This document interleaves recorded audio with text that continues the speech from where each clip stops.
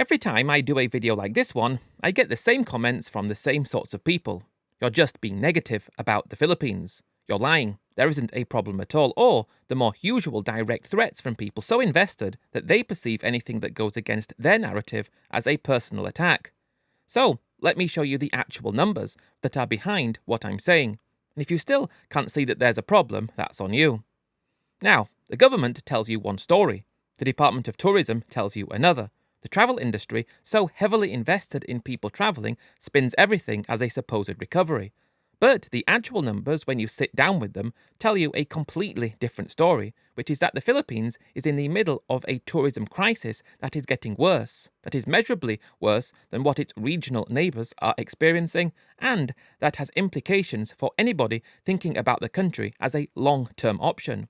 So today I want to walk you through the actual numbers, the ones that come from the Department of Tourism itself, from the World Travel and Tourism Council, from ASEAN Statistics, and from the Philippine Hotel Owners Association surveys. And I want to show you what the picture actually looks like. Let me start with the pre-pandemic baseline, because the pre-pandemic baseline is the number the current situation has to be measured against. In 2019, the Philippines welcomed 8.26 million international arrivals. That was the country's all-time record. Not the biggest number in Southeast Asia, not by a long shot. Thailand did 40 million that year, Malaysia did 26 million, Vietnam 18 million, but 8.26 million was the Philippines' pre-pandemic ceiling, and it's the number the Department of Tourism has been chasing ever since. Now let me walk you through what has actually happened since. In 2024, the Department of Tourism set a target of 7.7 million international arrivals. The actual number came in at 5.9 million. That's a huge miss of 1.8 million, or roughly 23% below target. In 2025, the Department of Tourism raised the target to 8.4 million, which was supposed to be the year the country finally passed its pre-pandemic peak. The actual number came in at 5.95 million foreign visitors, plus 543,000 overseas Filipinos, for a total of 6.48 million. That's a miss of nearly 2 million against target, or roughly 23% below target for the second year running. Notably, if you strip out the overseas Filipinos and just look at foreign visitors, the number was 5.94 million, which is 28% below the 2019 baseline. Now, the article version of this is over on my website. The link is in the description and the pinned comment. Please go and check it out. It's a starting point for something big that I am building to help Western foreigners in Southeast Asia, by a Westerner for Westerners. Let me put that number into regional context, because this is where the story gets damning.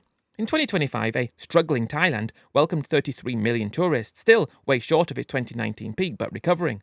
Malaysia did 25 million, Vietnam did an estimated 21.5, actually beating its 2019 peak comprehensively, proving there is travel demand out there. Cambodia did 6.7 million. So the Philippines at 5.94 million foreign visitors was outranked by every major Southeast Asian nation, including Cambodia. Cambodia, a country with a population of 17 million and a fraction of the marketing budget that the Philippines has.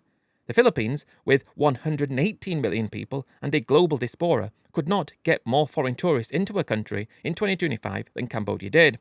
For 2026, the Department of Tourism has lowered its target from 8.4 million to 6.7 million. That's a huge reduction of 1.7 million arrivals in the year, and even that reduced target is below the 2019 baseline. So the Philippines has now formally acknowledged through its own tourism ministry that it will not reach its pre-pandemic level in 2026 either.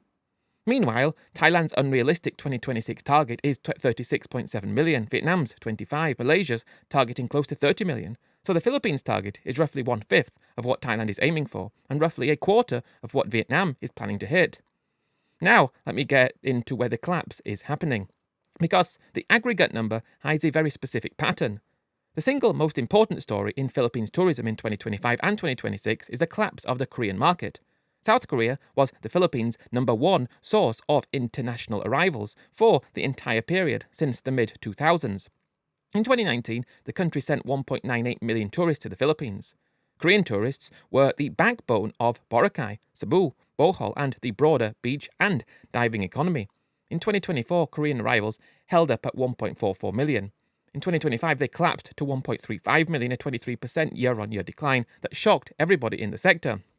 That collapse was driven by three things: political tensions between Manila and Seoul over safety concerns for Korean tourists, a weakening Korean won against the dollar, and a series of high-profile crime incidents involving Korean visitors that led the South Korean embassy to issue safety advisories urging Koreans to limit outdoor activities in the country. 2026 has been worse. From January to May, Korean arrivals dropped from 555,000 in the same period of 2025 to 502,000. That's another 9.6% decline on top of the 21% decline of the year before. The month-by-month trajectory is even uglier. January 2026 was 150,000 Korean tourists. February dropped to 132,000. March was 91,500. April fell to 86,000 and May bottomed at 61.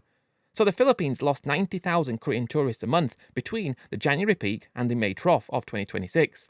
This is a market that is not softening. This is a market that is in freefall. For the first time in nearly 2 decades, the United States, not South Korea, is the largest source market for Philippines tourism, with 532,000 American arrivals in the same January to May period. And the reason America is now number one is not because American arrivals grow exponentially. American arrivals grew 7%. Korea is number 2 only because Korea collapsed harder than America grew. Now let me talk about China, because the second major story of the Philippines tourism collapse is the disappearance of Chinese tourists. Pre-pandemic, in 2019, China sent 1.7 million tourists to the Philippines. That made China the second largest source market. In 2024, that number was 297,000. In 2025, it fell further to 237,000, a 14% decline. For the first time in nearly 20 years, China fell out of the Philippines' top 5 source markets. Meanwhile, Chinese tourism to Thailand, to Malaysia, to Vietnam, to Cambodia continued, in some cases, not many, at higher volumes than pre-pandemic.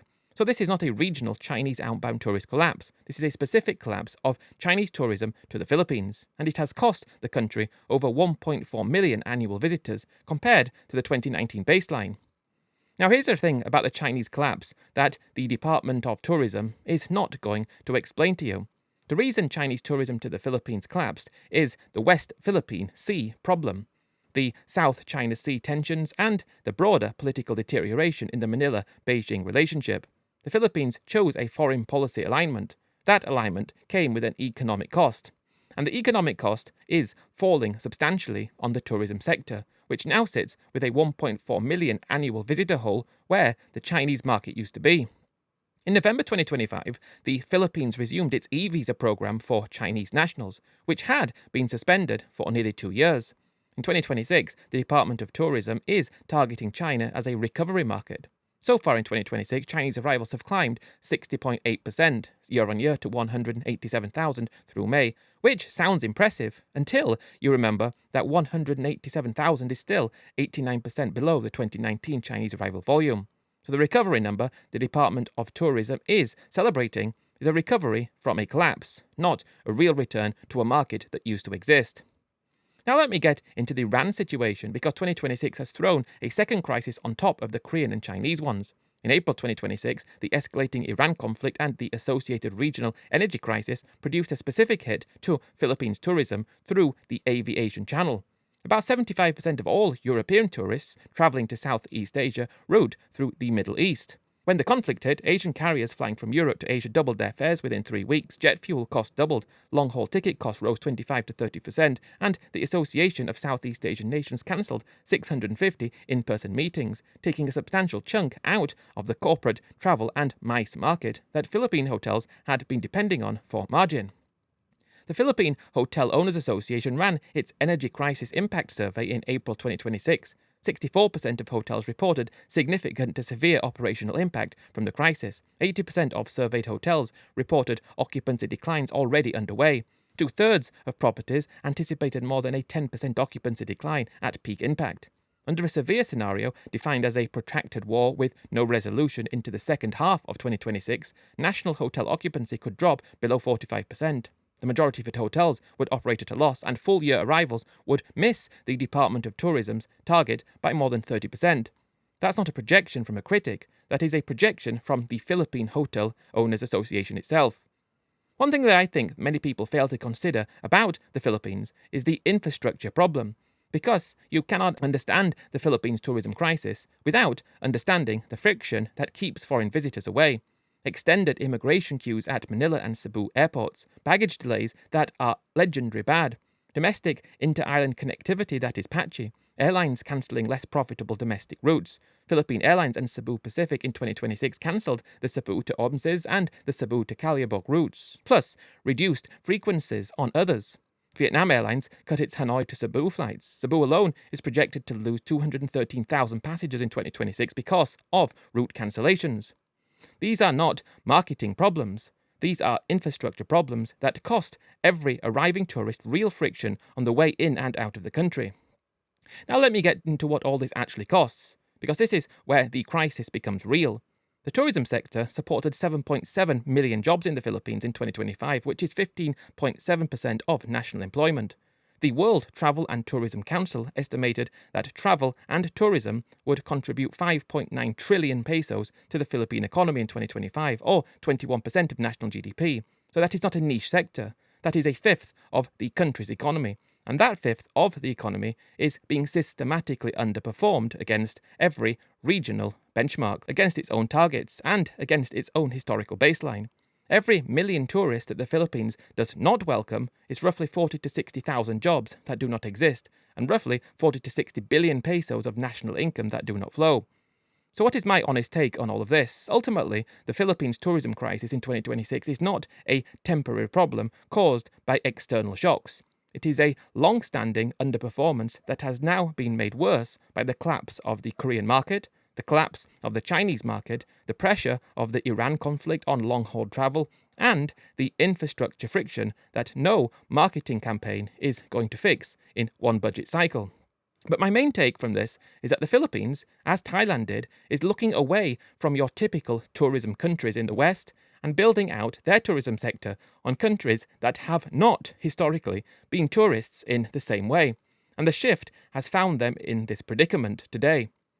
The Western tourists still going to the Philippines are taken for granted, increasingly looked down on, and are not seen as a valuable source of foreign income, but more of an expected annoyance to prop up the numbers. The Philippines should shift its focus back to its historical market and offer tourists from the West who fall in love with the country a way to consider relocating to the Philippines. This would solve a lot of problems, but we know this is definitely not going to happen. So, for the Western foreigner who is looking at the Philippines today as a possible destination, the tourism crisis matters, because tourism revenue funds the airports, the roads, the hotels, the restaurants, and the infrastructure the Western residents depend on, because tourism health tells you something about how the country is being run, and because if the country cannot keep its own core source markets showing up for a 2-week beach holiday, the honest question you have to ask is what that means about the country's long-term trajectory. Those are the real numbers. That is the honest picture. Take from it what you will, but do not believe the recovery narrative you are being sold. Thanks for tuning in to today's Philippines Deep Dive, guys. I do appreciate it. Don't forget to check out the website. I can't wait to be launching something soon in the next couple of weeks, and I hope you guys will enjoy it. Cheers, and I'll catch you in the next one. Bye for now.